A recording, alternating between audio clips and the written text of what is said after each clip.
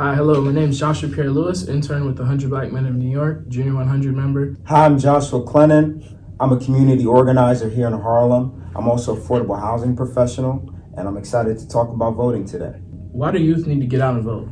For one reason is politicians, they focus all of their attention on who their voters are in their respective districts. So if young people are not getting out and voting in large numbers, we really don't have politicians coming and speaking to us and fighting for the issues that we care about and are important to us. So that's one critical reason. The second reason is it's our right. We have to make sure that we exercise our right to vote, make sure that our voices are heard in every single election so that we can fight for things such as student debt relief, climate change, and other things that will greatly impact our generation and future generations moving forward.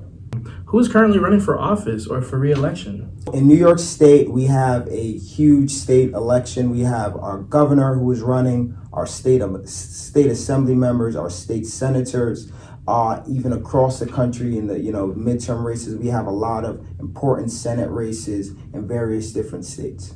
What are some of the proposals on the ballot? In New York State, we have 4 ballot proposals that can really make an impact for working class communities and communities of color moving forward, such as making sure that our state agencies and city agencies implement a racial justice component into their agencies' work to make sure that the work that they're performing in our city and state is promoting racial equity, in addition to measures for climate change and other things that will really help our communities moving forward.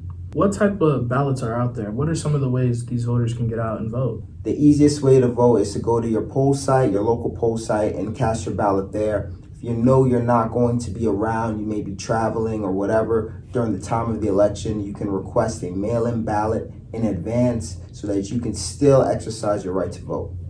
What is ranked choice voting? And also, what happens if our right to vote is taken away? Ranked choice voting is a new form of voting that's newly come about in New York City. It's also present in areas in the West Coast where people can vote for up to 5 candidates rather than just making a choice of one. You rank 5 candidates in your order of preference. That way, even if your top candidate is not able to win, you still have a chance of maybe your second or third preferred candidate being the one who comes out and winning that election. But in this state election that's coming up in November, there will not be ranked choice voting, so that's an important note. Ranked choice voting is currently only for local municipal elections and not for state and federal elections. So Josh, what happens if our voting rights are taken away?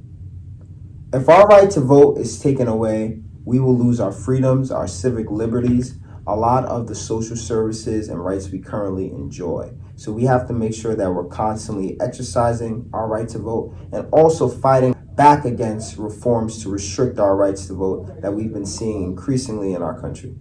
And where can we get information about where our voting locations are? You can find the information for your poll site at your local Board of Elections. You can go visit their website, type in your address, and it'll show you your poll site. If you're already registered to vote, you should have received a card in the mail from the Board of Elections telling you exactly where your poll site is. One last question for you, Josh. In our community, there's a stigma that our vote doesn't count. It doesn't matter. We shouldn't vote. Can you speak to that? Absolutely. To be honest, that couldn't be the furthest thing from the truth. Our vote does count, it does matter, and it's the reason why as a country we've been able to make so much progress in pushing reforms, whether it be criminal justice, whether it be voting rights, whether it be greater social services for Black and brown communities. And it's also the reason why people who want to take back our rights, want to push back all of the progress that we've made are fighting so hard in other states to restrict and destroy our voting rights. And Josh, when can we start voting? That's a great question. So early voting begins October 29th all the way to November 6th, and the election day is going to be November 8th. And you also want to make sure that you check the scheduled times for your poll site as they may vary during early voting. Well, everybody, that's it. And we want to tell you, get out and vote. Please, please, please get out and vote. Your vote does count. It does matter. Thank you. Have a great one.